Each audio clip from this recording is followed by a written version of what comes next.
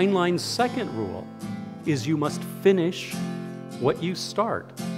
I was just saying to the group that I was having dinner with that I had an epiphany last year because I was invited to run a writer's workshop for a group in Calgary.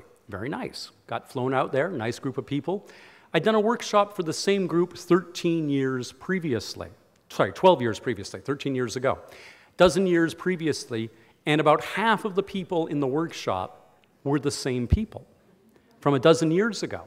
And most of them were working on the same first novel. After, I see Kathy nodding, after a dozen years. This is nuts. Stephen King once famously said that no book in the history of the human race would ever take more than 2 years to work on. You couldn't spend more than 2 years on it. Now, he's a famously fast writer. But I got to tell you, there are not a lot of novels that take 12 years to write. Yes, it's an enormously labor-intensive task to write a book, but the problem is, if you don't ever finish what you're doing, you'll never see why, and this is the sad truth of almost every first novel, why it is a failure. One of the reasons people avoid finishing is because until you finish it, nobody can pass judgment on it. Nobody can say this is a success or this is a failure.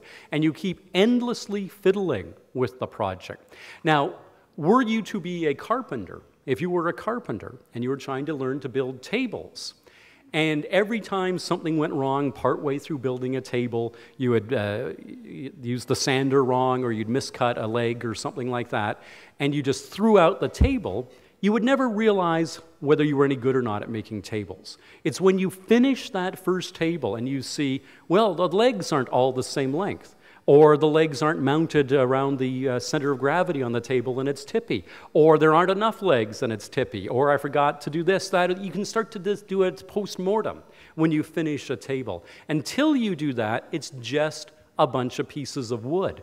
You have to finish what you start. If you don't actually push through to the end, you will never learn what you're doing wrong.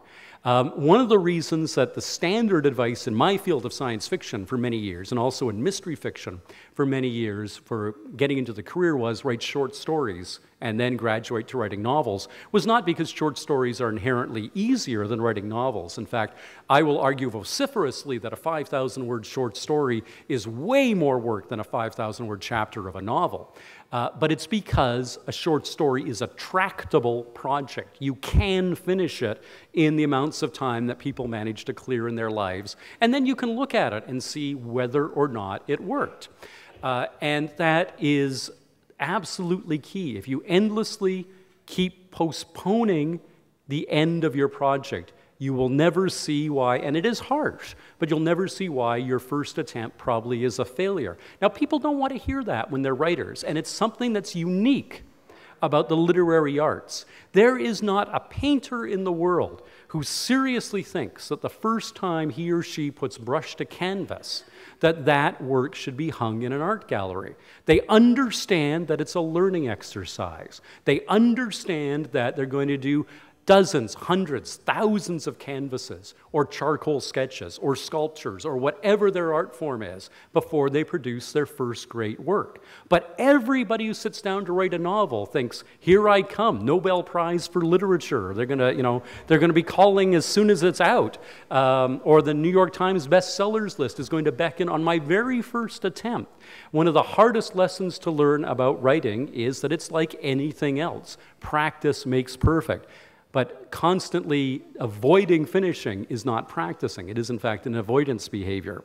So please, please, please, whatever project you're working on today, make yourself a vow that when you come to the 3rd Ontario Writers' Conference, that will not still be your current project. Finish it and find out, we'll go on to the subsequent rules, whether or not it's a success. Finish it. Now, we started with 100 people. 50 people will actually write. Of those 50, half again, 25, will take as their assignment to actually finish a piece of writing. Heinlein's 3rd rule, first one was you must write, second was that you must finish what you start. The 3rd one was you must put it on the market. Now, this is a very interesting rule because Heinlein coined it over half a century ago. And the writing and publishing industry has changed in half a century. Not necessarily for the better, but it has changed. One of the things that has changed is the advent of writers' groups and writers' circles, and for that matter, creative writing programs.